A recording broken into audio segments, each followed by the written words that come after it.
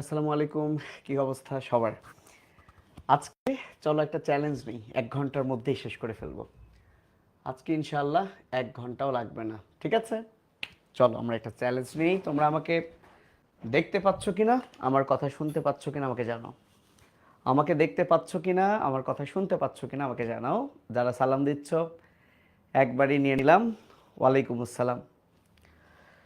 ওকে, আজকের চ্যাপ্টারটা কিন্তু প্রথমত শর্ট সিলেবাস আগে ছিল না,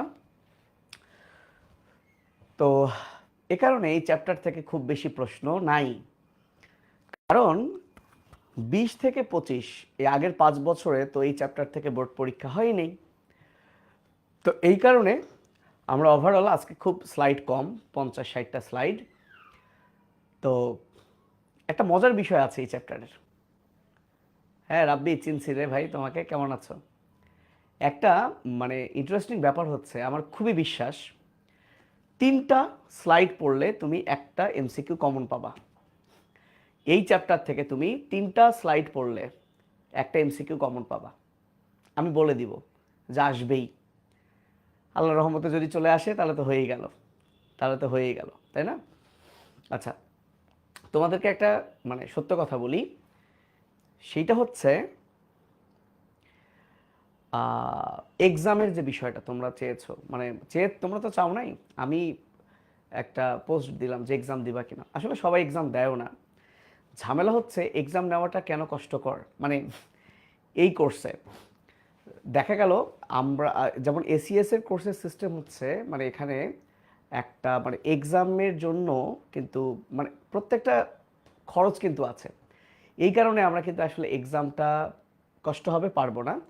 সেক্ষেত্রে দেখা গেল আমার আলাদা করে ফাহাদ একাডেমি BD.com সেই ওয়েবসাইটে হয়তো বা তোমাদেরকে একটা অ্যাক্সেস দিয়ে সেখানে এক্সাম নিতে পারবো। বিষয়টা হচ্ছে না হলে অ্যারাউন্ড তোমাদের দেখা গেল স্টুডেন্ট প্রতি প্রায় একটা ভালো খরচ, আমরা যে পেমেন্টে তোমাদের ভর্তি নিয়েছি তার অর্ধেকেরও বেশি খরচ চলেই যাবে। আলটিমেটলি আবার দেখা গেল এই যে ওয়েবে তোমরা ক্লাসগুলো করছো প্রত্যেকটারই একটা খরচ আছে, যেহেতু এটা খুবই সামান্য একটা পেমেন্ট, মূলত মূলত তোমাদের জাস্ট হেল্প করার জন্য। কিন্তু আমি যদি নর্মালি ইউটিউবে ক্লাস দিতাম, ওই যে আমি বলেছি যে আগ্রহ পেতাম না। তো এখানে দেখো আমি রেগুলার ঠিক 11টার সময় আমার সারাদিন শুধু এটার পিছনেই আছি, এবং তোমরাও দেখো ক্লাস শুরু হয়ে গেছে, চলে আসছো। সো এটাই একটা মজার বিষয় যে আমরা রেগুলারিটি মেনটেন করছি। তো ক খ আমি দেখি কি করা যায়, যদি তোমাদেরকে একটা শিটও প্রোভাইড করা যায় একবারই সব কিছু মিলে, তাহলে ইনশাল্লাহ ঠিক আছে, কিছু একটা করবো না। তো চলো আমি আর কথা না বাড়াই শুরু করি। তো এই চ্যাপ্টার থেকে আমি প্রথম যে স্লাইডটা তোমাদেরকে কমন দিই সেটা হলো প্রথম, দ্বিতীয় এবং তৃতীয় প্রতিরক্ষা স্তর। দেখো চ্যাপ্টারটার নাম প্রতিরক্ষা। বেশি না পেঁচাই, একটা জীবাণু আমাকে আক্রমণ করার আগে 3টা প্রতিরক্ষা স্তর তাকে অতিক্রম করতে হবে, 3টা প্রতিরক্ষা স্তর তার বিরুদ্ধে ফাইট করবে। পরীক্ষার সবচেয়ে গুরুত্বপূর্ণ পড়া হলো এই 3টা প্রতিরক্ষা স্তরের উপাদান আছে। তাহলে প্রতিরক্ষা স্তর হচ্ছে 3টা। ভাইয়া ক্লাস শুরু হয়েছে, এখন ক্লাস করো। 3টা প্রতিরক্ষা স্তরের মধ্যে প্রথম, দ্বিতীয় এবং তৃতীয় প্রতিরক্ষা স্তরের উপাদানগুলো কি? আমার কেন জানি মনে হয় 3টা স্লাইডের মধ্যে এটা একটা, যেখান থেকে এবছর বোর্ড পরীক্ষায় প্রশ্ন হবেই হবে। 3টা স্লাইড বলছি, তার মধ্যে এটা একটা। তো এটা লিখতে তো সময় লাগবে। আমি তোমাদের আজমল স্যারের বই থেকে এই ছকটা দিয়েছি, ভয় পাওয়ার কোনোই কারণ নাই। এই যে 3টা প্রতিরক্ষা স্তর, প্রথম, দ্বিতীয় এবং তৃতীয়, আমি মনে রাখার বুদ্ধি দিব, একটা ছোট্ট কথায় তোমার সব হয়ে যাবে। ধৈর্য ধরো। এই যে 3টা প্রতিরক্ষা স্তর, কোন প্রতিরক্ষা স্তরের উপাদানগুলো কি? এই যে লাস্ট বক্সটা, কেন জানি মনে হয় এই যে লাস্ট বক্সটা, এই যে এইটা লাস্ট বক্সটা, এই যে এটা আসবেই। এখান থেকে একটা প্রশ্ন তুমি কমন পাবাই। এখন মনে রাখবা কিভাবে তুমি মনে রাখবা যে প্রথম প্রতিরক্ষা স্তরের উপাদানগুলো কারা? মনে রাখার সহজ বুদ্ধি হচ্ছে প্রথম প্রতিরক্ষা স্তরের উপাদানগুলো একটাই কথা, সেটা হলো রক্তের বাইরে থাকবে। পড়া শেষ। রক্তের বাইরে থাকবে, অর্থাৎ একটা জীবাণু যদি রক্তে প্রবেশ করে তারপর দ্বিতীয় প্রতিরক্ষা শুরু হয় এবং দেন তৃতীয় প্রতিরক্ষা। তাহলে ঘটনা হচ্ছে দ্বিতীয় আর তৃতীয় প্রতিরক্ষা, দ্বিতীয় আর তৃতীয় প্রতিরক্ষা এটা কিন্তু রক্তে, এই উপাদানগুলো রক্তে। তাহলে যে উপাদানটা রক্তের মধ্যে নাই, রক্তের বাইরে, সেটাই হচ্ছে প্রথম, সেটাই হচ্ছে প্রথম। তুমি দেখো, জীবন আর ভুল হবে না। দেখো, তোমার যে ত্বক সে কি রক্তের উপাদান? তোমার যে শরীরের এই যে চুল এটা কি রক্তের উপাদান? তোমার যে শ্বাসনালীতে সিলিয়া আছে ওটা কি রক্তের উপাদান? তোমার যে কানের খৈল যাকে বলে সেরুমেন, কানের খৈলকে কি বলে বাবু? কানের খৈলকে বলে সেরুমেন। সেরুমেন এটা কি রক্তের উপাদান? না। তোমার চোখের পানি, নাকের ঝোল, মুখের পানি, হ্যাঁ, তোমার পেটের মধ্যে যে অ্যাসিড, এনজাইম, তারা কি রক্তের উপাদান? মেয়েদের জননাঙ্গে ল্যাকটিক অ্যাসিড থাকে, সেটা কি রক্তের উপাদান? না। কিন্তু আমাদের এই যে পৌষ্টিক নালীতে ইকোলাই থাকে, মাইক্রোবায়োম, এবং আমরা যে হাগু করি, বমি করি, এগুলোর মধ্য দিয়েও বর্জ্য বের হয়ে যায়, জীবাণু বের হয়ে যায়। তাহলে তুমি বলো তো, এই যে হাগু, বমি, এগুলো একটাও কি রক্তের উপাদান? না। তাহলে খুবই সিম্পল ভাইয়া, যে জিনিসগুলোই রক্তের উপাদান না সেইগুলোই হচ্ছে প্রথম প্রতিরক্ষা স্তর। আর তৃতীয় প্রতিরক্ষা স্তর হচ্ছে তৃতীয়, সে মূলত অ্যান্টিবডির মাধ্যমে জীবাণু ধ্বংস করে, অ্যান্টিবডি। আর অ্যান্টিবডি তৈরি হয় লিম্ফোসাইট থেকে, এবং লিম্ফোসাইট যখন অ্যান্টিবডি তৈরি করে, এই অ্যান্টিবডি যখন জীবাণুকে মেরে ফেলে, পরবর্তীতে ওই জীবাণু এসে যাতে আর ঝামেলা করতে না পারে এজন্য স্মৃতিকোষ তৈরি হয়। মাত্র তিনটা জিনিস ভাইয়া তৃতীয় প্রতিরক্ষা স্তরে। লিম্ফোসাইট, এই লিম্ফোসাইটটাই অ্যান্টিবডি বানায়। এই লিম্ফোসাইটই একটু বিশেষ ধরনের লিম্ফোসাইটকেই বলে স্মৃতিকোষ। মানে এই স্মৃতিকোষ যে জীবাণুকে স্মৃতিতে রাখে, এই স্মৃতিকোষ আর কেউ না, এটা এক ধরনের লিম্ফোসাইট, এটা এক ধরনের লিম্ফোসাইট। তার মানে যে অ্যান্টিবডি তৈরি করে লিম্ফোসাইট, আর স্মৃতিকোষ সে নিজেও একটা লিম্ফোসাইট, স্মৃতিকোষ সে নিজেও একটা লিম্ফোসাইট। তাহলে এই লিম্ফোসাইট আর অ্যান্টিবডি, স্মৃতিকোষ নিজেও একটা লিম্ফোসাইট। আবারও বলছি, স্মৃতিকোষ, লিম্ফোসাইট, স্মৃতিকোষ, লিম্ফোসাইট, এই তিনটা জিনিস হলো তৃতীয় প্রতিরক্ষা স্তর। তাহলে রক্তের বাইরে হচ্ছে প্রথম প্রতিরক্ষা স্তর, লিম্ফোসাইট, অ্যান্টিবডি, স্মৃতিকোষ হচ্ছে তৃতীয় প্রতিরক্ষা স্তর। তাহলে বাদবাকি যা জানি না, বাদবাকি যা জানি না, এই যে জিনিসগুলো হচ্ছে দ্বিতীয় প্রতিরক্ষা স্তর। এইগুলো এখন না পড়লেও চলবে। এবং এই যে প্রত্যেকটা জিনিস, এই ফ্যাগোসাইটিক যে শ্বেতকণিকা, প্রাকৃতিক মারণ কোষ যাকে বলা হয় ন্যাচারাল কিলার কোষ, এটা এক ধরনের লিম্ফোসাইট। কমপ্লিমেন্ট, এগুলো প্রোটিন, সাইটোকাইন, ইন্টারফেরন, এটা প্রোটিন, এটা বিভিন্ন রাসায়নিক পদার্থ, প্রোটিন। সো ইনফ্লামেশন হয়, এগুলো আমরা পড়বো সব, কিন্তু বাদ বাকি সব। সো আমরা তিনটা পড়বো না, আমরা পড়বো যে কোনো দুইটা, এই দুইটা পড়বো, বাদ বাকিটা হচ্ছে এইটা। এখন এখান থেকে একটা ছোট্ট বিষয় হচ্ছে যে যখন একটা জীবাণু আসে, আমার এই ত্বক কোন জীবাণু সেটা দেখে না, যে জীবাণুই আসে তাকেই বাধা দেয়। তার মানে আমার এই ত্বকটা হচ্ছে নন স্পেসিফিক। যখন একটা জীবাণু রক্তের ভিতর ঢুকে, আমার এই ফ্যাগোসাইট, যারা ফ্যাগোসাইটোসিস করে, সে যে ব্যাকটেরিয়ায় আসুক না কেন, যে ভাইরাসই আসুক না কেন, তাকেই মেরে ফেলবে। কিন্তু অ্যান্টিবডি, ধরো ডেঙ্গুর বিরুদ্ধে অ্যান্টিবডি তৈরি হয়েছে, তাহলে এই অ্যান্টিবডি শুধু ডেঙ্গুকেই মারবে, রিমেম্বার। তাহলে অ্যান্টিবডির মাধ্যমে জীবাণু ধ্বংস, এটা স্পেসিফিক। ধরো তোমার শরীরে করোনা ভাইরাসের অ্যান্টিবডি তৈরি হয়েছে, তাহলে সে কেবলমাত্র করোনা ভাইরাসকেই মারবে, অন্য কাউকে মারতে পারবে না। তাহলে রিমেম্বার, অ্যান্টিবডির মাধ্যমে যখন জীবাণু মারা হয়, এইটা হলো ভাইয়া স্পেসিফিক, এইটা হলো ভাইয়া স্পেসিফিক।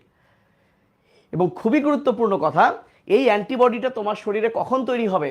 যখন একটা জীবাণু তোমার দেহে ঢুকবে তার 5 থেকে 14 দিন পর। এই অ্যান্টিবডি তোমার শরীরে কখন তৈরি হবে? ওই জীবাণুটা তোমার শরীরে ঢুকবে তার 5 থেকে 14 দিন পর। তার মানে এই যে অ্যান্টিবডি, এটা কিন্তু তোমার জন্ম থেকে নাই, এটা তুমি রোগে আক্রমণ হওয়ার পর বা টিকা নেওয়ার পর বা যে কোনো মাধ্যমে আগে জীবাণুটা আসছে, তারপর অ্যান্টিবডি তৈরি হয়েছে, বা তুমি কৃত্রিমভাবে অ্যান্টিবডি ওষুধ নিছো। তার মানে এটা তুমি জন্ম থেকে পাও নাই, এই জন্য এটা তুমি অর্জন করছো, এটা জন্মের পর তুমি অর্জন করছো, তাই এটাকে বলা হয় অর্জিত প্রতিরক্ষা। তাহলে আজ থেকে ভুলবা না, এই যে তৃতীয় প্রতিরক্ষা, এটাকেই বলা হয় অর্জিত প্রতিরক্ষা। এবং অর্জন করছি কখন? জন্মের পরে।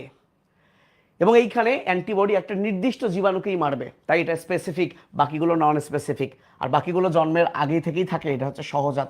এগুলো প্রায় একই রকমভাবে, নন স্পেসিফিক, নন স্পেসিফিক। বুঝতে পেরেছো ভাই? ওকে, তাহলে ইনশাল্লাহ তুমি এই এতটুকু জিনিস থেকে একটা মার্ক কমন পাবা। কোন জিনিস ভাইয়া বলো তো, কোন জিনিস?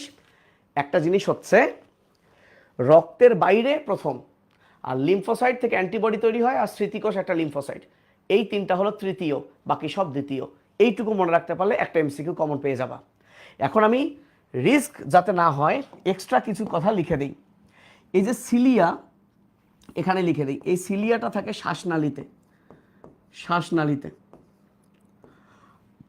আর কানের খৈলকে বলে সেরুমেন। এই যে নাকের পানি, চোখের পানি, নাকের পানি, মুখের পানি, এই তিনটা পানিতে একটা এনজাইম থাকে যার নাম লাইসোজাইম। লাইসোজাইম নামের মধ্যেই বলে দিয়েছে লাইসোজাইম, অর্থাৎ যে এনজাইম লাইসিস করে। কাকে লাইসিস করে? ব্যাকটেরিয়ার কোষ প্রাচীরকে। রিমেম্বার, ব্যাকটেরিয়ার কোষ প্রাচীরকে এরা ধ্বংস করে, কোষ প্রাচীরকে ধ্বংস করে। পাকস্থলীর অ্যাসিডটার নাম হলো HCl, যার পিএইচ হলো 1 থেকে 2, পিএইচ হলো 1 থেকে 2। আর রেচন জননতন্ত্রের যে অ্যাসিড, এই রেচন জননতন্ত্রের অ্যাসিডটা হচ্ছে ল্যাকটিক অ্যাসিড। ল্যাকটিক অ্যাসিড, তাহলে মেয়েদের জননাঙ্গে ল্যাকটিক অ্যাসিড থাকে। এই ল্যাকটিক অ্যাসিডের কারণে ক্যান্ডিডা বংশবৃদ্ধি করতে পারে না। তাহলে কোনো কারণে এই ব্যাকটেরিয়া মরে গেলে তখন ক্যান্ডিডা আক্রমণ করবে। বুঝতে পারছো? তাহলে প্রথম প্রতিরক্ষা স্তরের ভেতর থেকে আমরা এই যে দু একটা কথা দাগাই দিলাম, এইটুকু পড়বা। আর ত্বক, ত্বক থেকে এক্সট্রা যেটা পড়বা, এই ত্বক হচ্ছে মানবদেহের সবচেয়ে বড় অঙ্গ। তাহলে আমাদের শরীরের সবচেয়ে বড় অঙ্গের নাম হচ্ছে ত্বক। ভেতরের সবচেয়ে বড় অঙ্গ কলিজা, যকৃত, কিন্তু ওভারঅল সবচেয়ে বড় অঙ্গ হচ্ছে ত্বক। এই ত্বকের পিএইচ হচ্ছে 3 থেকে 5। অন্তত কিছু না পড়লেও এই দুইটা জিনিস পড়বা। ত্বকে ঘাম বের হয়, এটার নাম ঘাম গ্রন্থি। আর অনেকের ত্বক থেকে যে তেল তেলে কিছু বের হয়, এই তেল তেলে জিনিসটাকে বলে শ্বেত গ্রন্থি বা সিবেসিয়াস গ্রন্থি, এবং এই তেলটার নাম হলো সিবাম, তেলটার নাম সিবাম। বুঝতে পারছো? ত্বক 4 ভাবে জীবাণু ধ্বংস করে, এবং ত্বকের মধ্যে যে উপাদানগুলো আছে সে নিজের রোগকে নিজেই নষ্ট করে, জীবাণুকে। তো এটাকে বলা হয় আত্মরোগ জীবাণুনাশক অঙ্গ। এত কিছু আসবে না, ত্বক সবচেয়ে বড় অঙ্গ। এই ত্বকের মধ্যে পিএইচ কাজ করে 3 থেকে 5, ফলে এই কম পিএইচে অনেক জীবাণু আক্রমণ করতে পারে না, এটুকুই মাথায় রাখবা। এখন আসো ভাই, এই যে দ্বিতীয় প্রতিরক্ষা স্তর, যার নামগুলো, ল্যাকটিক অ্যাসিড কখন মারা যাবে? যদি কোনো মেয়ে অ্যান্টিবায়োটিক ব্যবহার করে। বুঝতে পেরেছ?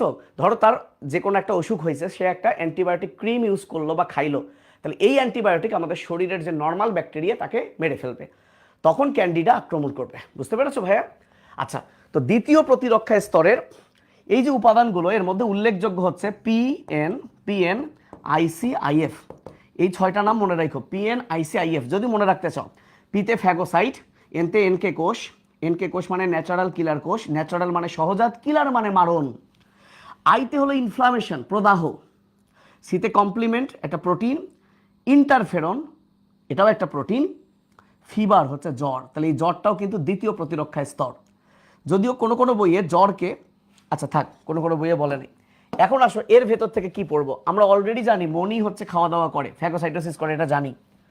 আজ থেকে জীবনেও ভুলবা না, এই যে এনকে কোষ আর এই যে ইন্টারফেরন, এই দুইটা জিনিস আজ থেকে ভুলবা না। এনকে কোষ আর ইন্টারফেরন, এই দুইজনই একই কাজ করে।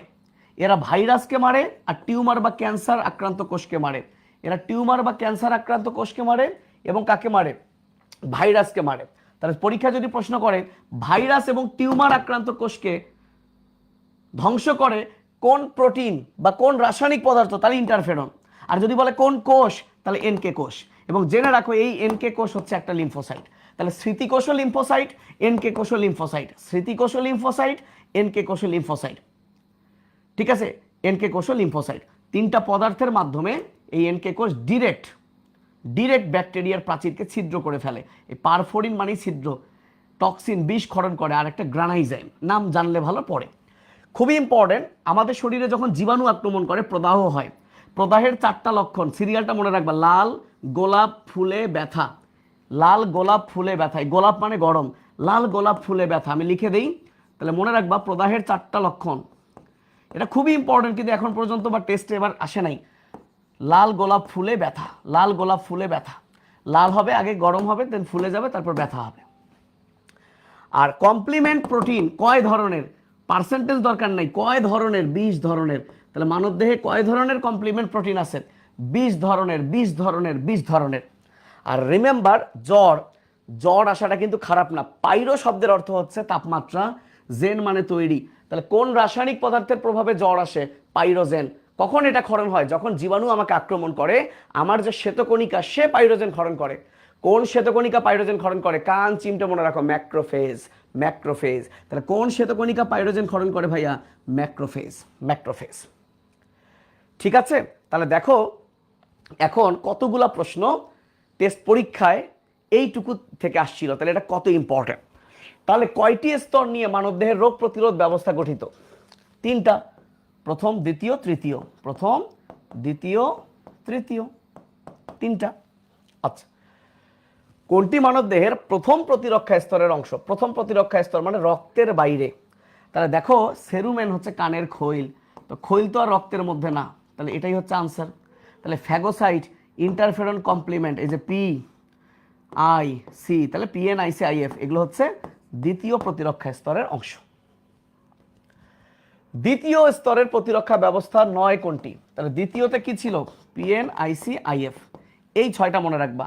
তাহলে পিতে ফ্যাগোসাইট, আইতে ইন্টারফেরন, এফতে ফিভার মানে জ্বর, তাহলে লিম্ফোসাইট, কারণ এই লিম্ফোসাইট হচ্ছে তৃতীয় প্রতিরক্ষা স্তর। তৃতীয় প্রতিরক্ষা স্তর। আচ্ছা, নীলা অসুস্থ বোধ করায় ডাক্তারের পরামর্শ নিল। ডাক্তার তার তাপমাত্রা পরীক্ষা করে দেখলেন 103 ডিগ্রি ফারেনহাইটের উপরে। বাপরে, জ্বর চলে আসছে। তাহলে নীলার মস্তিষ্কের কোন অংশটি উদ্দীপ্ত হয়েছিল?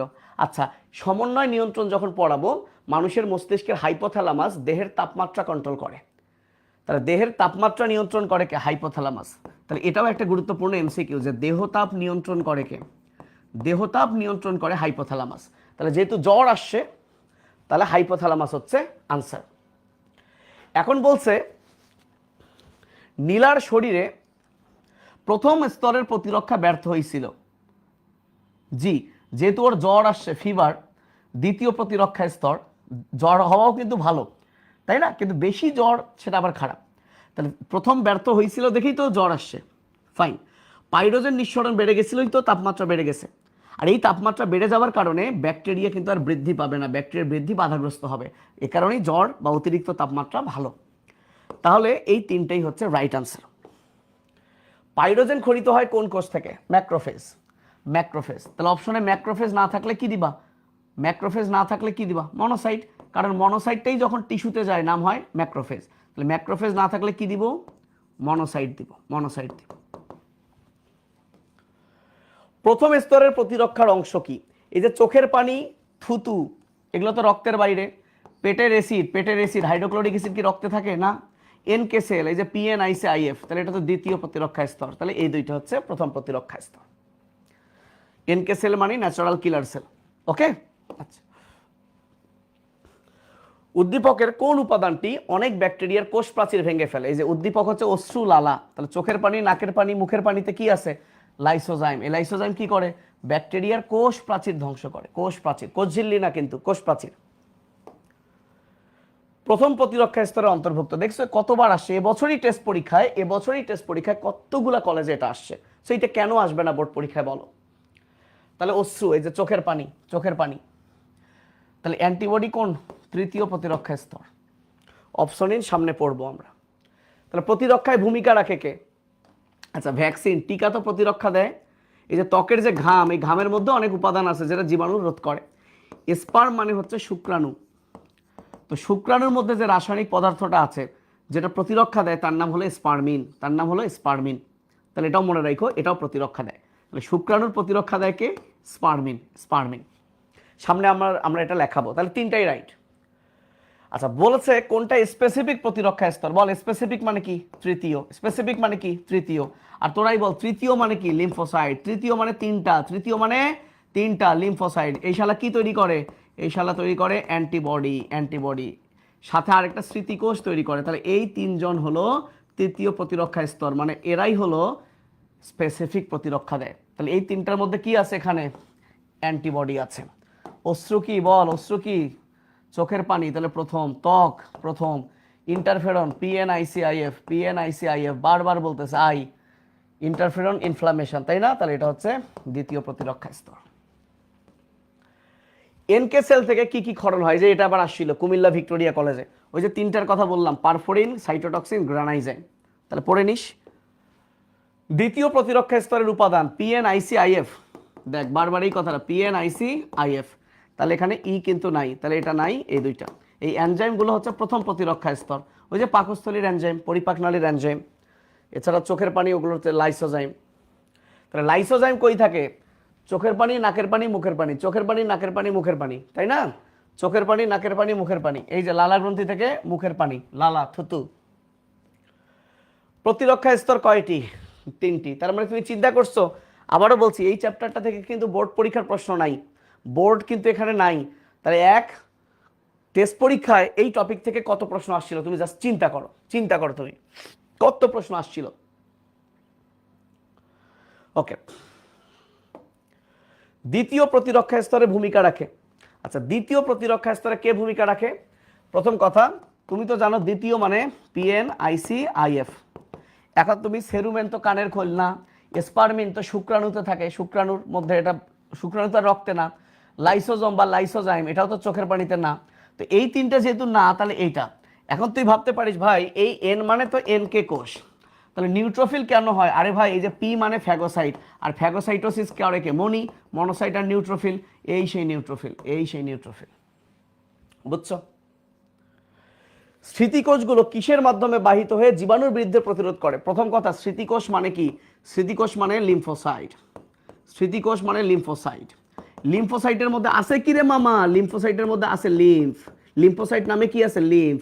লিম্ফ মানে কি রে মামা? লসিকা। তাহলে স্মৃতিকোষ কার মাধ্যমে পরিবাহিত হবে রে মামা? লসিকা। রৌপুর সরকারি কলেজে আসছে। ক্লিয়ার? ওকে। স্মৃতিকোষ কোন ধরনের রক্তকণিকা? স্মৃতিকোষ মানে কি রে ভাই? লিম্ফোসাইট। লিম্ফোসাইট। স্মৃতিকোষ কোন ধরনের রক্তকণিকা? সরকারি মদন মোহন কলেজে আসছে, বাংলাদেশ নৌবাহিনী কলেজে আসছে, সেম প্রশ্ন। তাহলে এটা খুব আসে। কোথায় কোথায় কোথায়? এই যে লিম্ফোসাইট, লিম্ফোসাইট। তাহলে একটা স্লাইড শেষ। আমার কেন জানি বিশ্বাস 3টা স্লাইড থেকেই তুমি একটা প্রশ্ন বোর্ড পরীক্ষায় কমন পাবাই পাবাই পাবা। একটা স্লাইড শেষ। সেকেন্ড স্লাইড এটা, অ্যান্টিবডির প্রকারভেদ। এমনও হইতে পারে গিয়েই আগে এটাই আনসার করছো, এটাই আনসার করছো গিয়ে। 5 প্রকার অ্যান্টিবডি আছে। শোনো, 5 প্রকার অ্যান্টিবডি আছে ভাইয়া। অ্যান্টিবডি, অ্যান্টিবডি একটা প্রোটিন, বুঝছো? অ্যান্টিবডি একটা প্রোটিন। এই প্রোটিনটার নাম গ্লোবিউলিন। গ্লোবিউলিন, প্রোটিনটার নাম গ্লোবিউলিন। এবং যেহেতু সে ইমিউনিটি দেয়, ইমিউনিটি দেয়, তাহলে এই শালার নাম ইমিউনোগ্লোবিউলিন, সংক্ষেপে IG। তাহলে আজ থেকে মনে রাখিস যে দুনিয়ার সকল অ্যান্টিবডি হলো প্রোটিন। প্রোটিন, প্রোটিনটার নাম গ্লোবিউলিন। যেহেতু সে ইমিউনিটি দেয়, তাহলে অ্যান্টিবডির অপর নাম ইমিউনোগ্লোবিউলিন, যার সংক্ষেপ নাম IG। এবং এই যে ইমিউনোগ্লোবিউলিন, এটা 5 প্রকার। এই ইমিউনোগ্লোবিউলিন এটা হচ্ছে 5 প্রকার। গ্যামেড, গ্যামেড ইমিউনোগ্লোবিউলিন, GAMED। তো এই 5 প্রকার ইমিউনোগ্লোবিউলিনের মধ্যে কোনটার পার্সেন্টেজ কত, দেন এদের সম্পর্কে কিছু স্পেশাল কথা আছে। তো এইটা আমি পার্থক্য করে লিখে দিতে পারতাম, আমি না লিখে অলরেডি একটা ছক নিয়েই আসছি। দেখ কতবার মেডিকেল পরীক্ষাও এখান থেকে প্রশ্ন আসছে, আমি ছক করে দিয়েছি আমার এই মেডিকেলের বইয়ে, সেখান থেকে আমি নিয়ে আসলাম। তো এই যে গ্যামেট, এই যে গ্যামেট GAMED, এই 5টা অ্যান্টিবডি যে গ্যামেট, তাহলে সিরিয়ালটা মনে রাখ, ধীরে ধীরে পার্সেন্টেজ কমবে। তার মানে সবচেয়ে বেশি থাকে G, তাহলে 75% সবচেয়ে বেশি থাকে। তারপর 15 থাকবে, সেটা 10 থেকে 15 হোক, আর 15, 5 থেকে 10, 0.1, তাহলে এইখানে একটু মাথায় রাখিস, 0.1-এর চেয়ে কম, 1-এর চেয়ে কম। আলিম সার্ভার বলছে 0.2, তাহলে 0.1, 0.2 অথবা 0.1, 1। ঠিক আছে, তাহলে আবারও বলছি, গ্যামেট, গ্যামেট 75, 15, 5, 10, 0.1, 1 কিংবা 0.2। এটা গেল একটা। সেকেন্ড যেটা ইম্পর্টেন্ট ভাইয়া, যেটা আসবেই পরীক্ষায়, যেটা আসবেই পরীক্ষায়, এই 2টা প্রশ্ন বলবো, 2টার মধ্যে একটা আসবে। সেটা হলো এই 5টা অ্যান্টিবডির মধ্যে, এই 5টা অ্যান্টিবডির মধ্যে মা থেকে বাচ্চায় যায় 2টা, মা থেকে বাচ্চায় যায় 2টা। একটা গর্ভাবস্থায় অমরার মাধ্যমে যায়, মায়ের অমরার মাধ্যমে মা থেকে বাচ্চায় যায় প্রেগনেন্ট অবস্থায়, গর্ভাবস্থায়। আর একটা মায়ের বুকের দুধ পান করার সময় বাচ্চার কাছে যায়। তো মনে রাখবি, যদি পরীক্ষায় বলে অমরার মাধ্যমে, তার মানে গর্ভাবস্থায়, গর্ভাবস্থায় গ, গর্ভাবস্থায় গ, গর্ভাবস্থায় গ, একমাত্র অ্যান্টিবডি গর্ভাবস্থায় গ, গ মানেই ভাইয়া জি, গ মানেই ভাইয়া জি, এই জি মানেই গ, ভাইয়া এটাই পরীক্ষা আসবে যে গর্ভাবস্থায় কোন অ্যান্টিবডি অমরা অতিক্রম করে বাচ্চায় যায়, উত্তর জি। তাহলে মনে রাখিস এই পাঁচটার মধ্যে গ্যামেট গ্যামেট গ্যামেট প্রথম দুইটা মা থেকে বাচ্চায় যায়, প্রথম দুইটা মা থেকে বাচ্চায় যায়, প্রথম দুইটা মা থেকে বাচ্চায় যায়। তাহলে জি যদি গর্ভাবস্থায়, জি যদি গর্ভ থেকে যায়, তাহলে এইটাই হচ্ছে বুকের দুধ থেকে যায়, মায়ের বুকের দুধ থেকে বাচ্চায় যায় হচ্ছে এই। বিশ্বাস কর আসবেই আসবেই, কপাল ভালো থাকলে এই দুইটার মধ্যেই একটা আসবে। তাহলে মনে রাখ গ্যামেট গ্যামেট গ্যামেট প্রথম দুইটা মা থেকে বাচ্চায় যায়, এখন কোনটা গর্ভাবস্থা কোনটা বুকের দুধ, গ জি। তাহলে বা পরেরটা এ হচ্ছে বুকের দুধ থেকে, কাহিনী শেষ। আচ্ছা এখন তাহলে সবচেয়ে বেশি যেটা থাকে তার আকার কিন্তু সবচেয়ে ছোট, অর্থাৎ একটা ধানের বস্তায় ধান বেশি থাকবে না কদু বেশি থাকবে, ধান বেশি থাকবে কারণ ধানের সাইজ ছোট তাই সংখ্যা বেশি, এর যেহেতু সংখ্যা বেশি এই সবচেয়ে ছোট। তো মনে রাখিস এই এমটা হলো সবচেয়ে বড়। এবং কমপ্লিমেন্ট, এই যে একটু আগে বললাম কমপ্লিমেন্ট হচ্ছে প্রোটিন, কমপ্লিমেন্ট কি প্রোটিন। তাহলে এই কমপ্লিমেন্ট নামক প্রোটিন কার কথা শোনে, কোন অ্যান্টিবডির কথা শোনে। তাহলে মনে রাখবি একটা বাসায় সবচেয়ে পিচ্চি যে আর সবচেয়ে মুরব্বী যে তার কথাই কিন্তু সবাই শোনে। তাহলে এই কমপ্লিমেন্ট সেই অ্যান্টিবডির কথা শোনে যে সবচেয়ে বড় এবং যে সবচেয়ে ছোট। এই যে কমপ্লিমেন্ট কার সাথে কার উপর কাজ করে, জি আর এম, এদের এদের কথা শোনে। এখন আয় আমার সাথে একটু বল যেটা ই, আচ্ছা এম থেকে একটা জিনিস পড়তে পারিস, এটা মানুষের ব্লাড গ্রুপের অ্যান্টিবডি, এই যে লেখা আছে মানুষের রক্ত গ্রুপের অ্যান্টিবডি হচ্ছে এম। আর ই থেকে আমার সাথে বল অ্যালার্জি, এই যে বল অ্যালার্জি, এভাবে বল, একটা শব্দ পড়বি ই অ্যালার্জি, ই ই ই ই ই, একটা জিনিস পড়বি। তাহলে আজ থেকে মনে রাখ ভাইয়া, আজ থেকে মনে রাখ এই গ্যামেডের মধ্যে সবাই থাকে রক্ত লসিকায়, সবাই থাকে রক্ত লসিকায়, সবাই থাকে রক্ত লসিকায়, শুধুমাত্র একজন থাকে ঝিল্লিতে, সেটা হলো এ। আমার সাথে বল, আমাকে বল, এ ঝিল্লি, এ ঝিল্লি, এ ঝিল্লি, বারবার বল, এ ঝিল্লি, এ ঝিল্লি, আজ থেকে বল, এ ঝিল্লি, এ ঝিল্লি, এ ঝিল্লি।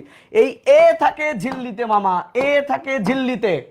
আর ই অ্যালার্জি করে, আর অ্যালার্জির জন্য দায়ী কে, হিস্টামিন, অ্যালার্জির জন্য দায়ী কে, হিস্টামিন। আর হিস্টামিন ক্ষরণ হয় থেকে বস থেকে, ওই যে বেজোফিল মাস্ট কোষ থেকে হিস্টামিন ক্ষরণ হয়। তার মানে ই থাকে বেজোফিল আর মাস্ট কোষে। এগুলো কিন্তু আসে নাই খুব একটা, যারা একদম বায়োলজি ভালোবাসিস না তারা শুধু বল গ্যামেট, গ জি, আর এ হচ্ছে বুকের দুধ।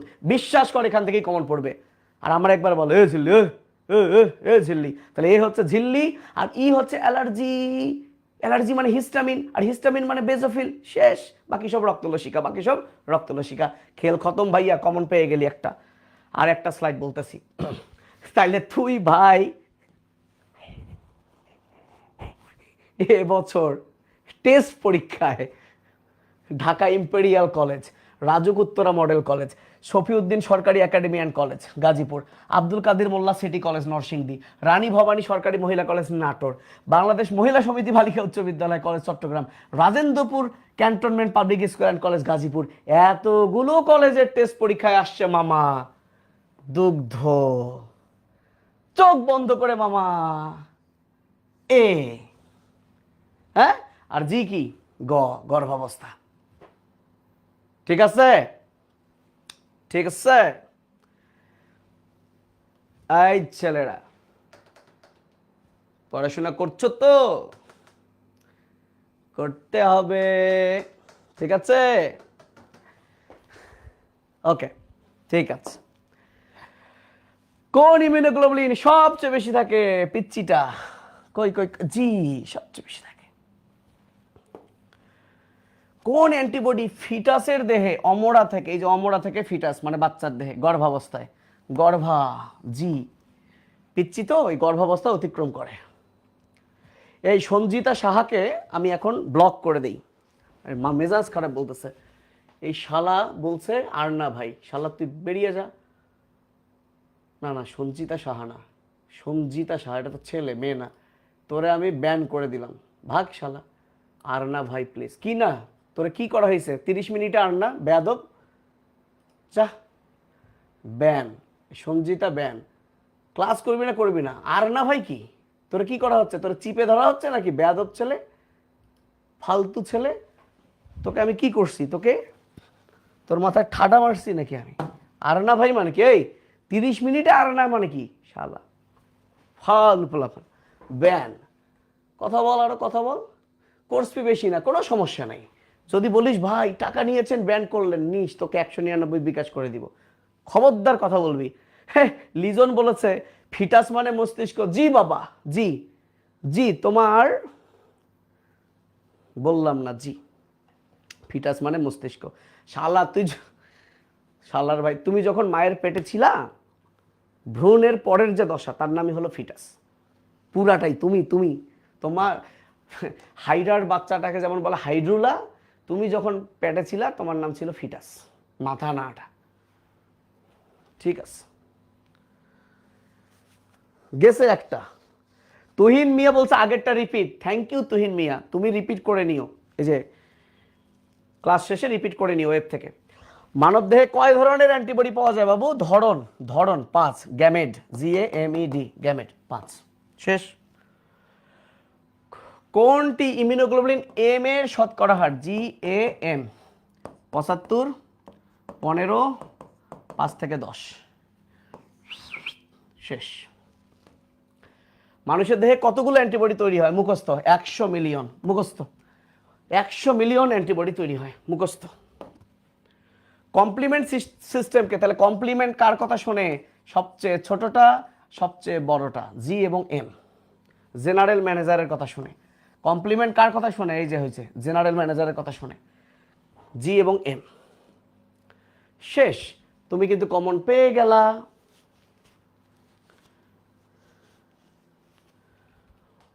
ওরে মালিহা, ছেলেটা কি বলছিল যে আর হাসাইয়েন না ভাই?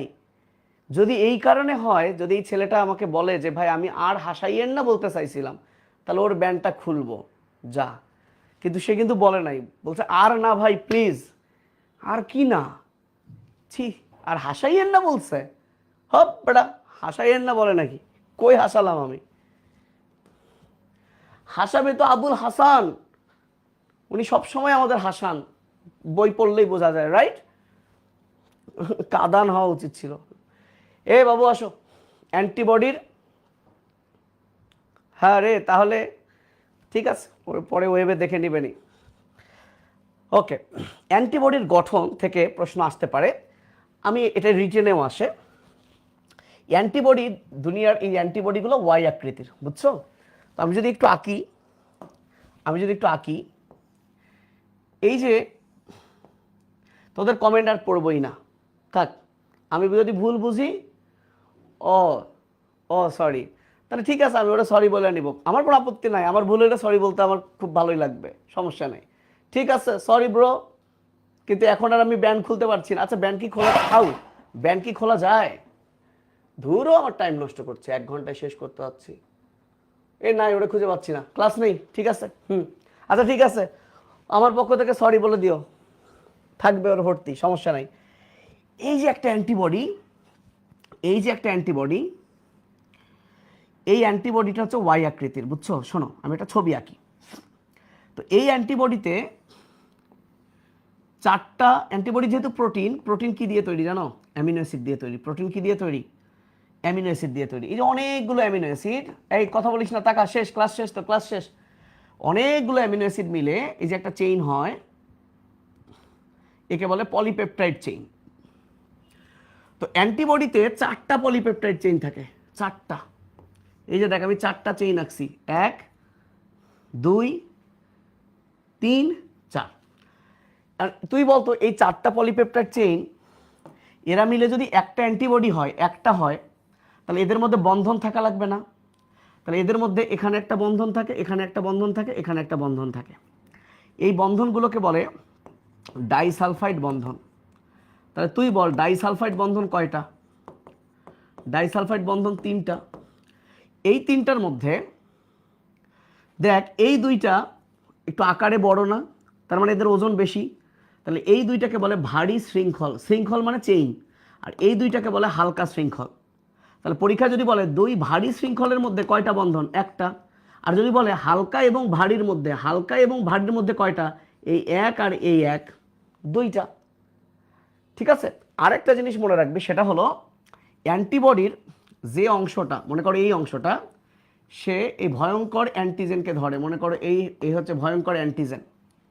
তাহলে অ্যান্টিবডির যে অংশটা অ্যান্টিজেনকে ধরে এই অংশটার নাম হলো প্যারাটপ। প্যারাটপ, প্যারাটপ। আর অ্যান্টিজেন তাকে যেহেতু ধরে সে একটু উপরে আছে, এপি মানে উপরে, তাকে বলে এপিটপ বা ইপিও লেখে, ইপিটপ, এপিটপ। তাহলে অ্যান্টিবডি থেকে এইটুকু জিনিস মনে রাখবে, এর 4টা চেইন, 2টা হালকা 2টা ভারী, এবং মোট 3টা ডাইসালফাইড বন্ধন, ভারীর মধ্যে 1টা, হালকা ভারীর মধ্যে 2টা। তো অ্যান্টিবডির এই যে অ্যান্টিজেন ধরার অংশের নাম প্যারাটপ, আর অ্যান্টিজেনের অংশটার নাম ইপিটপ, এর আরেকটা নাম অ্যান্টিজেনিক ডিটারমিনেন্ট। সেটা তো নামের মধ্যেই আছে, সেটা তো নামের মধ্যেই আছে, অ্যান্টিজেন থেকে অ্যান্টিজেনিক ডিটারমিনেন্ট, ডিটারমিনেন্ট। এইটুকুই মনে রাখিস। আর এটাকে বলে কবজা অঞ্চল। এছাড়াও আছে স্থায়ী ও পরিবর্তনশীল অঞ্চল। ঠিক আছে, স্থায়ী ও পরিবর্তনশীল অঞ্চল। তো যেহেতু এই অ্যান্টিবডির মধ্যে পরিবর্তনশীল অঞ্চল আছে, মানে এই অঞ্চলটা পরিবর্তিত হয়, এই পরিবর্তিত হওয়ার কারণে সে ভেরিয়াস ডাইভার্সিটি, মানে ভেরিয়েবল ডাইভার্সিটি, মানে ভিন্ন ভিন্ন ডাইভার্সিটি, বৈচিত্র্যময় জীবাণুর সাথে জয়েনিং হইতে পারে। এই জন্য এই ব্যাপারটাকে বলে ভিডিজে। তার যদি প্রশ্ন হয় ভিডিজে কোথায় দেখা যায়, তাহলে এই অ্যান্টিবডিতে দেখা যায়। মানে অ্যান্টিবডি যখন অ্যান্টিজেন ধরে ওই সময় দেখা যায়, মানে ওই সময় এই কম্বিনেশনটা, এই জয়েনিংটা দেখা যায়। তো দেখ আমি এখানে সেইগুলো একটু সুন্দর করে লিখে দিছি। সেটা হলো অ্যান্টিবডিতে হালকা ভারী শৃঙ্খল থাকে, হালকা 2টা ভারী 2টা। তাহলে হালকার ওজন বেশি, এটা কিলো ডালটন, আর এটা 23 কিলো ডালটন। তাহলে ভারীতে অ্যামিনো অ্যাসিডও বেশি, হালকাতে তার অর্ধেক। জানলে ভালো, এটা আলিম স্যারে আছে, এইটুকু আজমল স্যারে আছে। তো ডাইসালফাইড বন্ড কয়টা? 3টা, ভারীর মধ্যে 1টা, হালকা ভারীর মধ্যে কয়টা? 2টা। আর এই যে অ্যান্টিজেন ধরার অংশকে বলে প্যারাটপ, আর অ্যান্টিজেনের অংশকে বলে ইপিটপ।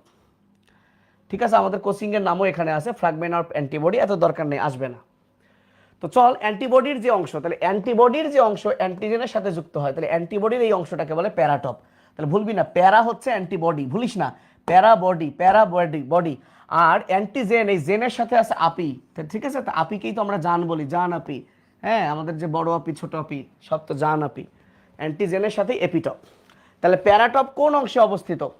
প্যারাটপ কোন অংশে অবস্থিত? আচ্ছা বলে রাখি, প্যারাটপ যে অংশে অবস্থিত তার নামই পরিবর্তনশীল অঞ্চল।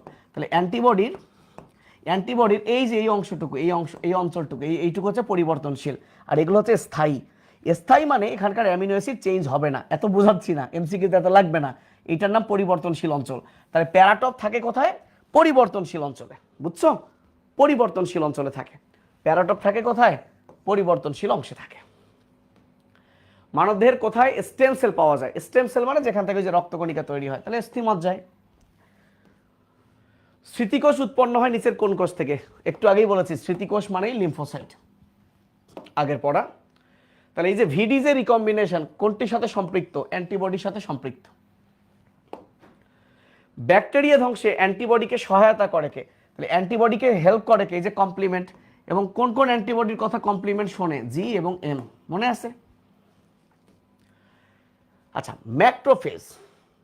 আমরা তো সবাই জানি, আমরা কি সবাই জানি যে মনোসাইট, মনোসাইট, মনোসাইট, এটা কি হইল রে? মনোসাইট যখন টিস্যুতে যায় তখন তার নাম হয় ম্যাক্রোফেজ। এখন দুনিয়ায় তো অনেক টিস্যু আছে, এক এক টিস্যু তার ম্যাক্রোফেজকে আদর করে এক এক নামে ডাকে। যেমন যকৃত তার ম্যাক্রোফেজকে ডাকে কি নামে? কাফার কোষ, এটা কোটি কোটি % ইম্পর্টেন্ট, বা কুফার কোষ। এখন এরকম ফুসফুসের ম্যাক্রোফেজকে কি বলে? Alveolar macrophage. অস্থির ম্যাক্রোফেজকে কি বলে? অস্টিওক্লাস্ট। বৃক্কের ম্যাক্রোফেজকে কি বলেন? মেসেঞ্জিয়াল কোষ। মস্তিষ্কের ম্যাক্রোফেজকে কি বলে? মাইক্রোগ্লিয়া। এই যে কার ম্যাক্রোফেজের নাম কি সেটা জানা লাগবে। ঠিক আছে, সেটা জানা লাগবে। সেইটা আমি দিয়ে দিয়েছি কোথায়? এটা কি আমি, আচ্ছা তাহলে আমি এখানে লিখে দিই, এটা মনে হয় শেষে আমি দিয়ে দিয়েছি। তাহলে ফুসফুসের ম্যাক্রোফেজকে বলে অ্যালভিওলার ম্যাক্রোফেজ, অ্যালভিওলার ম্যাক্রোফেজ। এটা আমি লাস্ট পেজে দিয়েই দিয়েছি, আবার লিখে দিই।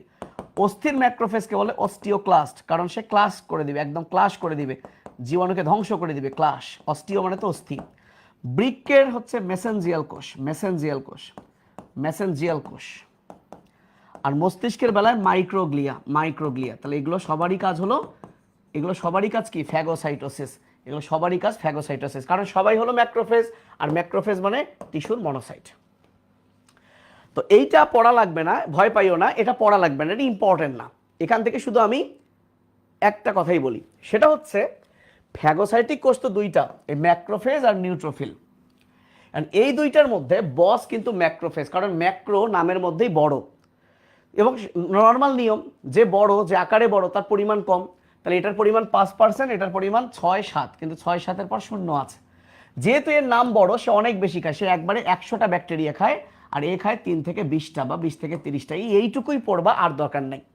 তবে জেনে রাখা ভালো, ম্যাক্রোফেজ কিন্তু নিউট্রোফিলের চেয়ে বস শক্তিশালী, এটাই শক্তিশালী। এবং সে কিন্তু একটা জিনিস ক্ষরণ করে, সাইটোকাইন। এটা ইম্পর্টেন্ট, যে কে সাইটোকাইন ক্ষরণ করে, এটা একটা পদার্থ। তাহলে উত্তর হচ্ছে ম্যাক্রোফেজ। তাহলে এটাই বেশি শক্তিশালী, এটাই মনোসাইট রূপান্তরিত হয়ে, এগুলো আর দরকার নেই, এগুলো আর দরকার নেই। এখন আসো ম্যাক্রোফেজের বৈশিষ্ট্য কি। আচ্ছা, জেনে রাখা ভালো, যখন একটা জীবাণু আমাদের দেহে আসে, তখনই এই ম্যাক্রোফেজ এই জীবাণুটাকে ঢিসুম ঢিসুম করে করে জীবাণুটাকে উপস্থাপন করে। ধরো আমি ম্যাক্রোফেজ, আমি এই জীবাণুটাকে ধৈর্য উপস্থাপন করছি, তাই আমাকে বলা হয় অ্যান্টিজেন প্রেজেন্টিং সেল। তো অ্যান্টিজেন উপস্থাপক কোষ, এর সংক্ষেপ নাম অ্যান্টিজেন প্রেজেন্টিং সেল, সংক্ষেপে এপিসি। এটা অপূর্ব ফিজিক্স কেয়ার ভাইব না। তো মানব দেহে অ্যান্টিজেন প্রেজেন্টিং সেল আছে 3টা। মানব দেহে অ্যান্টিজেন প্রেজেন্টিং সেল হচ্ছে 3টা, মনে রাখবা। মেডেল, মেডেল, তাহলে মেডেল। এই মতে হলো একটা ম্যাক্রোফেজ, ডেতে হচ্ছে ডেনড্রাইটিক কোষ। টিকা পড়লেই আমাদের পড়া শেষ, ক্লাস শেষ। ডেনড্রাইটিক কোষ। আর লতে হলো লসিকা গ্রন্থির বি কোষ। তাহলে মনে রাখো, এই তিনজন হলো অ্যান্টিজেন প্রেজেন্টিং সেল। তাহলে ম্যাক্রোফেজের বৈশিষ্ট্য কি? সে একটা অ্যান্টিজেন প্রেজেন্টিং সেল, এটা সত্য কথা, রাইট। ম্যাক্রোফেজ ফ্যাগোসাইটোসিস করে, রাইট। পার্থক্য দেখলাম, সেই মূলত সাইটোকাইন নিঃসরণ করে, রাইট। তিনটাই রাইট। তো মানবদেহে যকৃতের ফ্যাগোসাইটিক কোষের নাম কি? কাফার বা কুফার। এই কাফারকেই আগে বলা হইতো কুফার, মানে বলা হইতো বলতে ভুল বলা হইতো, উচ্চারণ এটাই, কিন্তু অনেক বইয়ে কুফার লেখা, এবং এগুলো পরীক্ষা আসছিল। বিগত বছরের প্রশ্ন থেকে আসলে অপশনে কুফার থাকতে পারে। তাহলে চলো একটু সামারি করি। তাহলে অস্টিওক্লাস্ট কার ম্যাক্রোফেজ? এই যে অস্টি মানে অস্থি। মাইক্রোগ্লিয়া কার? মস্তিষ্ক এবং সুষুম্নাকাণ্ড দুটারই। আর অ্যালভিওলাস, অ্যালডি না, এটা ভ। অ্যালভিওলাস তো কই থাকে? ফুসফুসে, ফুসফুসে, ফুসফুসের ম্যাক্রোফেজ। শেষ। ইয়ে টিকা। সো এটাই হচ্ছে 100%। আমি তোমাদেরকে বলেছিলাম 3টা স্লাইড থেকে, এই চ্যাপ্টার থেকে তুমি একটা এমসিকিউ কমন পাবা। আবারও স্লাইডগুলো রিভাইজ করি। প্রথম স্লাইডটা ছিল প্রথম প্রতিরক্ষা স্তর, দ্বিতীয়, তৃতীয়, এই স্লাইডটা। পরের স্লাইডটা ছিল অ্যান্টিবডির প্রকারভেদ, গ্যামেট। আর থার্ড স্লাইড হচ্ছে টিকার প্রকারভেদ, টিকা নিয়ে যে প্রকারভেদ সেটা আসতেছি। তো ভ্যাকসিন বা টিকা, টিকা নিয়ে অনেক গল্প আছে, আসলে কত গল্প যে করতে পারছি না, কারণ ক্লাসগুলো যত সংক্ষেপ হবে তত ভালো। তো ভ্যাকসিন শব্দের অর্থ কিন্তু গরু। তো সর্বপ্রথম ওই যে গরুকে টিকা দিয়ে আলটিমেটলি টিকার একটা ইতিহাস নিয়ে গল্প লিখছিলাম আমি। তো যাই হোক, ভ্যাকসিন থেকে আসছে, মানে ভ্যাকসিন গরু থেকে আসছে এই ভ্যাকসিন শব্দটা। তো টিকার আবিষ্কারক হচ্ছে ভাইয়া এডওয়ার্ড জেনার। এটা ভুলবা না, সারটা পারলে মুখস্থ করবা। তো ইনি কিসের টিকা আবিষ্কার করে? গুটি বসন্ত, গুটি, গুটি। তাহলে মনে রাখবা, জেনার গুটি, জান গুটিবাজি কইরো না, ঠিক আছে? জানের সাথে গুটি। আর বাকি যদি জলাতঙ্ক কলেরা বলে তাহলে পাস্তুর, বাকিটা পাস্তুর। কিন্তু যিনি আবিষ্কারক টিকার, জেনার, উনি গুটি বসন্ত, গুটি জান, জান গুটিবাজি কইরো না, ঠিক আছে? আচ্ছা, এখন ভাইয়া টিকা 6 প্রকার। তো টিকা দিলে আমরা আমাদের শরীরে একটা শক্তি পাই। টিকা দিলে আমরা আমাদের শরীরে কি পাই? একটা শক্তি পাই।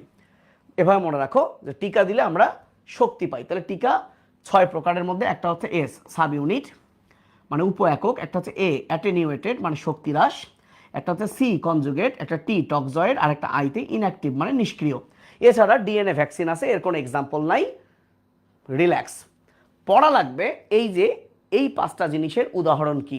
আমি অন্যান্য বই মিলায়, যেহেতু এটা আমার মেডিকেলের বই, ফিনিশিং টাচ, অন্যান্য বই মিলায় আমি সবই দিয়েছি বোর্ডে, এত কিছু দরকার নেই। তাকাও, তো ঘটনা হচ্ছে শক্তিহ্রাস টিকার এক্সাম্পল কি, কনজুগেট টিকার এক্সাম্পল কি, এগুলো পড়তে হবে। তো তুমি আমার সাথে একটু বলো, এই যে চিকেন পক্স, এটাকে তুমি এভাবে বলো, বলো চিকন, চিকন। মামস মিজেলসকে বলো মামি, চিকন মামি। টাইফয়েড হচ্ছে টা, মামিটার, এই যে টা। আর রুবেলা তো হচ্ছে, টাইফয়েড আর রুবেলা মিলে হচ্ছে টার। তাহলে এভাবে আমার সাথে বলো, চিকন মামিটার শক্তি হ্রাস পেল, চিকন মামিটার শক্তি হ্রাস পেল। তাহলে চিকন মামিটার শক্তি হ্রাস পেল। তাহলে শক্তি হ্রাস পদ্ধতিতে কার কার টিকা আবিষ্কার করা হয়? চিকন মামিটার। একটা জিনিস খেয়াল করো ভাইয়া, এই জিনিসগুলোতে যে কি চমৎকার চমৎকার কনসেপ্ট আছে। কনসেপ্ট মানে বোঝো তো, মানে একদম ভয়াবহ সুন্দর কনসেপ্ট। তুমি ডাক্তার হয়ে যাবা, তোমার যদি বলা হয় নিজেই ডাক্তার হবা। কিন্তু বিশ্বাস করো, বিশ্বাস করো, সামনে আর সময় নাই, এত বোঝার টাইম নাই। তো কেমনে মনে রাখবা সেটা বলছি। টিকা কেমনে হইলো, কি কারণে টিকা দেওয়া হয়, কিচ্ছু বোঝাচ্ছি না, কারণ ওগুলো লাগবে না, এটা লাগবে। আচ্ছা আচ্ছা, টক্সয়েড, এটা মনে রাখবা এভাবে, টক্সয়েডের শুরুতে ট, শেষে ড। তাহলে টতে টিটেনাস, ডতে ডিপথেরিয়া, শেষ টিটেনাস ডিপথেরিয়া। আচ্ছা ঠিক আছে। আচ্ছা এবার আসো, সাব ইউনিট দুইটা মিল আছে, HBV HPV, HBV PV, HBV PV, hepatitis B, human papilloma. আর কনজুগেটটা হচ্ছে হিব। হিব মানে হিউম্যান, মানে haemophilus influenza B, haemophilus influenza B. এখন ঝামেলা হয় পোলিও। পোলিও কিন্তু মুখেও খাওয়া যায়, পোলিও মুখেও খাওয়া যায়, যাকে বলে ওরাল পোলিও ভ্যাকসিন। ওরাল মানে মুখ, আর ইনজেকশনের মাধ্যমেও দেওয়া হয়। এই মুখে খাবারটা কিন্তু হচ্ছে শক্তিহ্রাস, মুখে খাবারটা হচ্ছে শক্তিহ্রাস। এছাড়া তোমরা বাচ্চাকালে বাম হাতে যে একটা টিকা দিছো, এখনো দাগ রয়ে গেছে, এটা যক্ষার টিকা। সবাই কিন্তু যক্ষার টিকা দিয়েছো। এই যক্ষার টিকাটার নাম হলো BCG, crore crore percent important. এই বিসিজি নামটা আসছে ব্যাসিলাস কালমেটি গুয়েরিন। ব্যাসিলাস হচ্ছে দণ্ডাকার ব্যাকটেরিয়া, আর কালমেটি গুয়েরিন। আচ্ছা এইবার তো ঠিক আছে, জয় সরকারকে আমরা একটু ব্যান করি, আমাদের আর 5 মিনিট আছে। জয় সরকারকে একটু ব্যান করে দিই, ব্লক করে দিই, না ব্লক না করি, ওরা সাসপেন্ড করি, যেহেতু ঘুম চলে এসেছে ওর, সাসপেন্ড করি। বিরক্ত লাগে শালাগুলোকে। কোথায় সাসপেন্ড করে, কিভাবে সাসপেন্ড মেম্বার 12 আওয়ার্সের জন্য। যা ঘুমা বাবু, তোমার ঘুমাইতে দিলাম। এইবার আসো, তাহলে দেখো টিকা যেহেতু 5টার এক্সাম্পল আছে, পড়বো 4টা, আবারও বলি 4টা। তাহলে শক্তিহ্রাস কি? শক্তিহ্রাস হচ্ছে চিকন মামিটার শক্তিহ্রাস পেল। টক্সয়েড শুরুতে ট, শেষে ড, টিটেনাস ডিপথেরিয়া। তারপরে কি? সাব ইউনিট, এই সাব ইউনিট বিভি আর পিভি, এইচবিভি এইচপিভি। আর একটা ওই যে এইচআইভি কোনটা, কনজুগেট হচ্ছে ইনফ্লুয়েঞ্জা, কনজুগেট হচ্ছে ইনফ্লুয়েঞ্জা। এভাবে পড়ো, কনজুগেট কি? Influenza, conjugate influenza. তাহলে বাকি যা আসবে সব নিষ্ক্রিয়। এখন নিষ্ক্রিয়র ইংলিশ ইনঅ্যাক্টিভ, যদি ভুলে যাও আইতে ইনজেক্টেবল পোলিও হচ্ছে এইখানে, বাকিগুলো পড়ার দরকার নেই। আর ওরাল মুখে খাওয়ার পোলিও সাথে যক্ষা, এটাও কিন্তু শক্তিহ্রাস, এটাও কিন্তু শক্তিহ্রাস। এই যক্ষার টিকাটার নাম বিসিজি, যেটা এই যে বাচ্চাকালে এখানে দিছো, যক্ষার টিকা সবাই দিছো। এখন টিকার বৈশিষ্ট্য কি? সব ভালো ভালো ভালো ভালো ভালো। এই টিকা, তুমি যে করোনার টিকা দিছো, এটা কি 3-4 মাসের জন্য দিছো না আজীবনের জন্য? আজীবন। ধরো বাচ্চার টিকা দিবা, বাচ্চা মায়ের পেটে আছে, তাহলে অবশ্যই মাকে টিকা দিলে যাতে অমরের মাধ্যমে বাচ্চায় যায় না, মায়ের পেট ফুটা করে ওরে দিবা, তাহলে তার বৈশিষ্ট্য হইতে হবে মা থেকে যাতে বাচ্চায় যায়। টিকা পৃথিবীর সকল মানুষের পাওয়ার অধিকার আছে, তাহলে এর দাম বেশি রাখা যাবে না, সস্তা সুলভ নিরাপদ থাকতে হবে, পার্শ্ব প্রতিক্রিয়া থাকা যাবে না। ঠিক আছে, টিকা দেওয়ার জন্য যদি তুমি টয়লেটের বদনায় টিকা ভরে দাও তাহলে হবে? বদনায় বদনায় না, অল্প দিলেই যাতে কাজ করে। এবং এই টিকা দিলাম, জীবাণুরে না মাইরা তোমারই মারছে, তাহলে হবে? তাহলে জীবাণুরে মারবে, তোমার কিন্তু কোনো ক্ষতি করা যাবে না। এবং টিকা দেওয়ার পর তুমি 3 বছর বসে আসো যে 3 বছর পর কাজ করবে, মানবা? জীবনও মানবা না। দ্রুত যাতে কাজ করে, শুরু করে, সংক্রমণ রোধ করে। এবং টিকা দিলে কিন্তু সব জীবাণু মারে না, যার টিকা দিচ্ছ সেই সুনির্দিষ্ট জীবাণু থেকে রক্ষা পাবা। সো টিকা অনেকভাবে করা হয়, জীবাণুকে মেরে ফেলে আধা মরা করে, অনেকভাবে, এটা দরকার নাই। WHO যখন 1974 সালে টিকাদান কর্মসূচি চালু করে, EPI expanded programme on immunization, তখন কিন্তু প্রথমে 6টা রোগের টিকা দেওয়া হইতো। তাহলে যখন চালু করে টিকা, কোন 6টা রোগের? ডিপিটি এমপিটি। ডিপিটি এমপিটিতে কি হয় মনে রাখতে পারিস। এই যে বিশাল একটা ছক তোমাদের আজমল স্যারের বইয়ে আছে। এখন আমরা বলতে পারছি না বা বুঝতে পারছি না, ভাইয়া ক্লাস শেষ, এটাই লাস্ট পেজ, হ্যাঁ, আমরা বুঝতে পারছি না যে এইটা পরীক্ষায় আসবে কি না। কেন? কারণ বিগত বছরগুলোতে তো বোর্ড পরীক্ষা হয় নাই। তারপরে এটা মনে রাখার আমি একটা সহজ বুদ্ধি দিই যে কেমনে এটা মনে রাখবা। প্রথম কথা, এই জিনিসটা তুমি কিন্তু অলরেডি জানলা, যক্ষার টিকা বিসিজি, এবং বাচ্চাকালে একটাই ডোজ দিছিলা, এই যে বাম বাহুর এই যে বাম হাতের এই যে বাহুর উপরে দিছিলা, চামড়ার মধ্যে দিছিলা, একদম জন্মের পর পরই দিছিলা, মনেই নাই। আজকে অনেকেই শুনলা, আজকেই অনেকেই জানলা যে এটাই তোমার যক্ষার টিকা। তাই না বলো? অনেকেই কিন্তু আজকেই জানলা। এখন ঘটনা শোনো, ঘটনা শোনো, কেমনে এটা মনে রাখবো একটু খেয়াল করো। তো মজার বিষয় হলো, যার একটা ডোজ আছে ভাই, তার তো আর কোনো ডোজের মাঝখানে বিরতি নাই। তাহলে বাকি যাদের একাধিক ডোজ, তাদের ডোজের মাঝখানে বিরতি হলো 1 মাস, বিরতি 1 মাস। তাহলে এইটার পড়াই লাগছে না, এটা আর পড়াই লাগছে না, যে যাদের ডোজ বেশি, ডোজের বিরতি হচ্ছে 1 মাস। ফাইন। এখন ভয় পাস না, আমরা এটা পুরো মাথার মধ্যে গেঁথে রাখবো। আচ্ছা খেয়াল কর, এই যে ওপিভি মানে ওরাল পোলিও, ওরাল মানে কি মুখ, তাহলে একটাই টিকা এখানে আছে যেটা মুখে খাওয়ার, এই যে মুখ, একটাই টিকা মুখে খাওয়ার, যার নামে ওরাল পোলিও। টিকা খাইছো ছোটবেলায়, মনে আছে কিনা আল্লাহ জানে। এখন ভাইয়া, এখন ভাইয়া এই যে রিসেন্ট টাইমে যে হাম, হাম মানে কি মিজেলস, এই হামটাকে কিন্তু বলে মিজেলস। হাম থেকে প্রশ্ন আসতে পারে। হামের ইংলিশ হচ্ছে মিজেলস, এম, আর রুবেলা মানে আর, এম আর।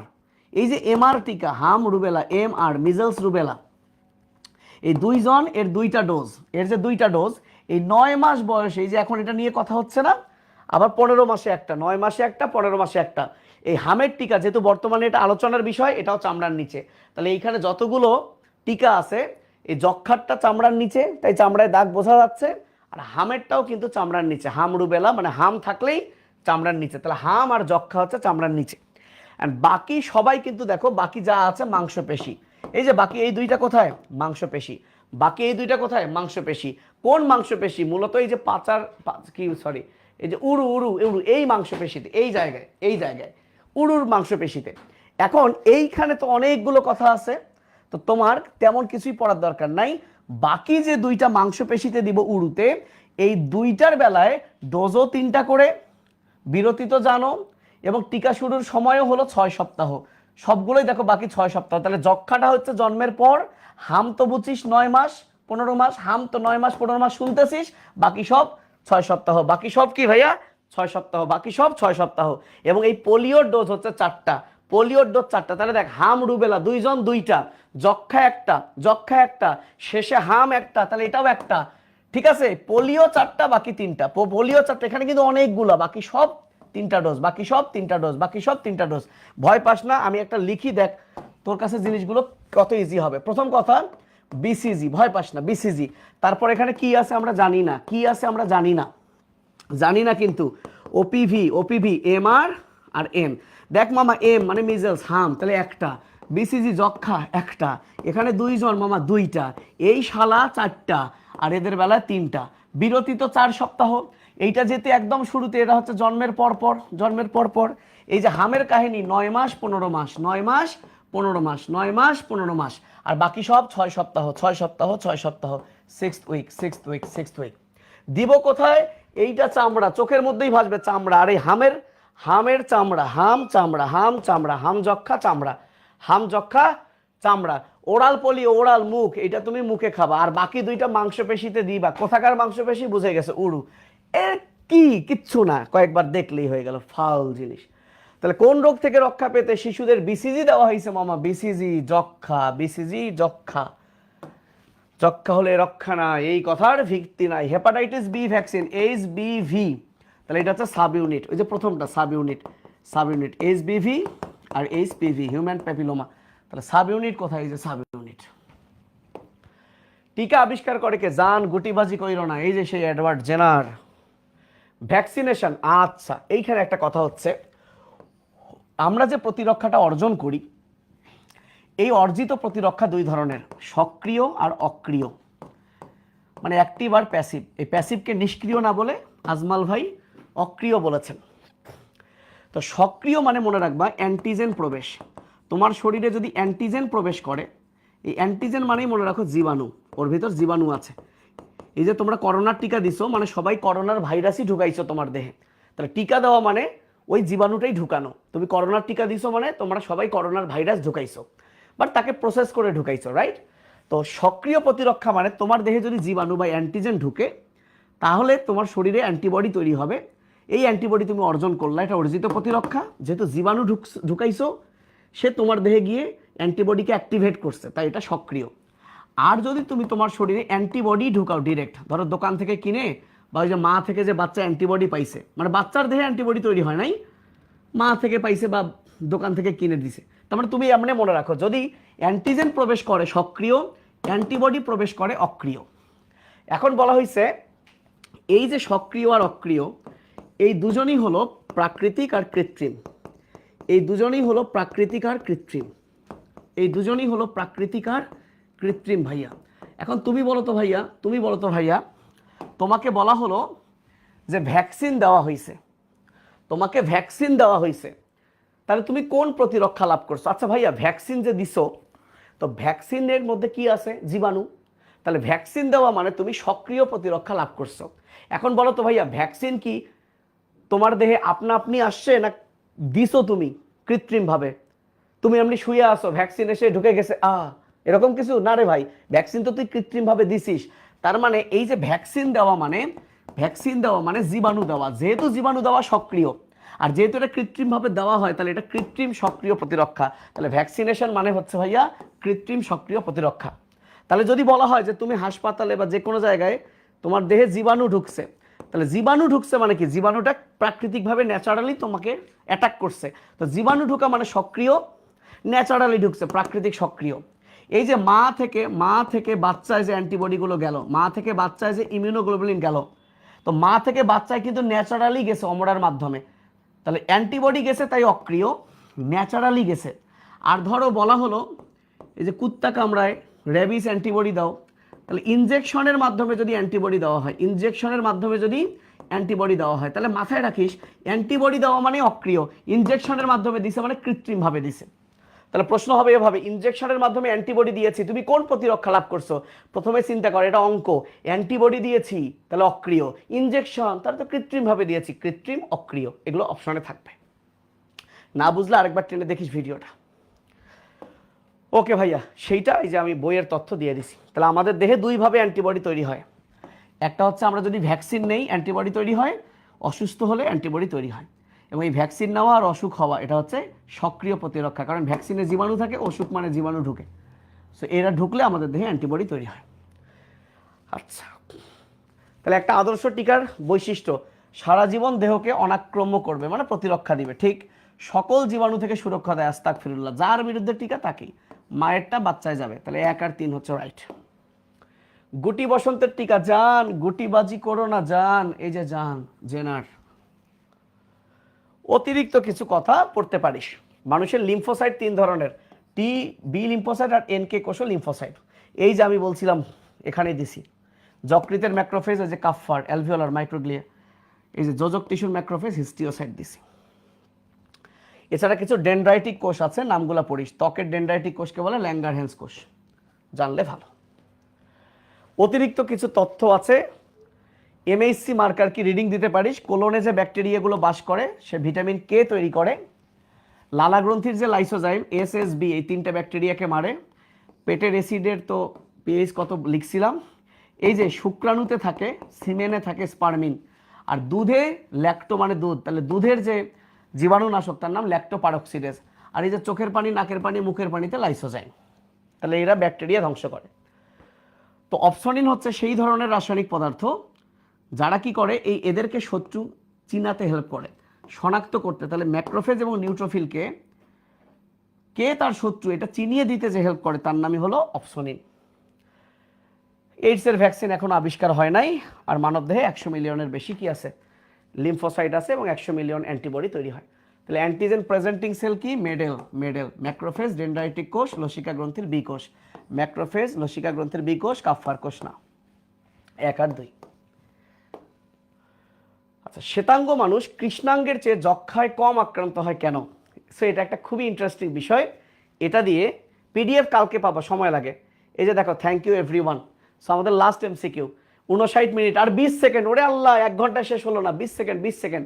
একটা মজার বিষয় কি জানিস, যারা কালা বা যারা সাদা, লাভ আছে ভাই। এই যে যারা সাদা, তাদের লাভ হলো সাদা মানুষগুলোর যক্ষা কম হয় কালাদের চেয়ে। তাহলে যারা একটু মেলানিন বেশি, যাদের মেলানিন বেশি, তাদের যক্ষা বেশি হয়। তাহলে একটা মানুষ সাদা হওয়ার কারণে ফ্যাগোসাইটোসিসের প্রসেস আসবে না এমসিকিউতে। একটা মানুষ কালো হওয়ার কারণে সে কিন্তু তার বেশি যক্ষ্মা হবে সাদার চেয়ে। তাহলে যে সাদা, এই সাদা হওয়ার কারণে যক্ষ্মা রোগ থেকে সে কি প্রতিরক্ষা পাইল? তাহলে এটা কি প্রতিরক্ষা? এটা কি প্রতিরক্ষা? এটা হলো গোষ্ঠীগত প্রতিরক্ষা। অর্থাৎ সাদা মানে একটা গোষ্ঠী, কিছু গোষ্ঠী সাদা, কিছু গোষ্ঠী কৃষ্ণাঙ্গ। এই সাদা গোষ্ঠীর মানুষগুলো যক্ষ্মা কম হয়, যক্ষ্মা কম হয়। ঠিক আছে, তাহলে এটা হলো গোষ্ঠীগত প্রতিরক্ষা। আর প্রজাতিগত প্রতিরক্ষা কি? খুবই ইন্টারেস্টিং, খুবই ইন্টারেস্টিং। আজকে ভাইয়া কুত্তার এই ম্যালেরিয়া রোগ কি মাছের হয়? মাছের কি ম্যালেরিয়া হয়? আজকে মাছের ম্যালেরিয়া হয় না কেন জানিস? কারণ মাছ মানুষ না। আজকে যদি মাছ মানুষ হইতো তার ম্যালেরিয়া হইতো। শুধু মানুষ না হওয়ার কারণে মাছের ম্যালেরিয়া হয় না। আবার মাছের বিভিন্ন রোগ হয়, পড়ছিস তো না? মাছের ফুলকা রোগ হয়। তো মানুষ আজকে মাছ না হওয়ার কারণে, বা মানুষ আজকে কুত্তা না হওয়ার কারণে কুত্তার রোগগুলো থেকে মানুষ বেঁচে গেছে। বুঝতে পারছিস? তাহলে মানুষ যদি কুত্তা হইতো তাহলে কুত্তার রোগগুলো মানুষের হইতো। এই যে ভিন্ন প্রজাতি হওয়ার কারণে ওই প্রজাতির যে রোগগুলো সেগুলো কিন্তু এই প্রজাতিতে হচ্ছে না। এটাকে বলে প্রজাতিগত প্রতিরক্ষা। তাহলে ম্যালেরিয়ার জীবাণু শুধু মানুষ আর মশকির উপর আক্রমণ করে, তাহলে মশকি আর মানুষ আক্রান্ত হয়। তাহলে কুত্তা মানুষ না হওয়ার কারণে ম্যালেরিয়ার হাত থেকে বেঁচে গেছে, আমরা বলতেই পারি। অ্যান্ড নিশাহাত, ব্যক্তিগত প্রতিরক্ষা মানে একই মায়ের পেটের ভাই বোন, একজনের সারাদিন ঠান্ডা লাইগা আছে আর একজন কিছুই হয় না। সো স্পেশালি ওই ব্যক্তি যে কোনো কারণে কি তার প্রতিরক্ষা একটু বেশি অর্জন করছে। সো একই মায়ের পেটের ভাই বোন হলেও কি হইতে পারে যে এক ব্যক্তির ইমিউনিটি কি অনেক ভালো, আরেকজনের কম হইতে পারে। ওটা হচ্ছে ব্যক্তিগত প্রতিরক্ষা। So thank you everyone. আমি বিলিভ করি, দেখো আমি তোমাদের বলছিলাম এমনও অধ্যায় থাকবে 1 ঘন্টা 40 মিনিট 50 মিনিট। এই যে কালকেই আছে কোষ বিভাজন, 40-50 মিনিট, 1 ঘন্টা লাগবে। তোমরা শুধু ভাই একটাবার ফলো করো, দেখবা হয়ে গেছে। তাহলে 3টা স্লাইড আসবেই। আমি কি লিখছি? একটা স্লাইডে কি আসবেই লিখছি? এই এখানে কি আসবেই লিখলাম? হ্যাঁ, ভ্যাকসিনের ক্লাসিফিকেশনে আসবেই কি লিখলাম? লিখে নাই তো, আসবেই। তাহলে এই 3টার মধ্যে ইনশাল্লাহ। সো ভালো থেকো, গুড নাইট, আল্লাহ হাফেজ, টাটা, বাই বাই।